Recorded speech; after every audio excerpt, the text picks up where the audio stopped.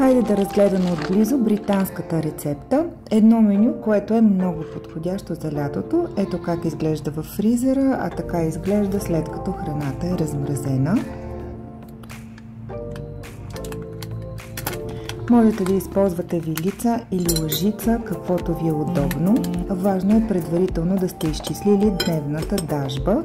Това става бързо и лесно с нашия калкулатор. След няколко хранения вече ще знаете точно колко да сложите в купичката, а и кучето ще ви подскаже.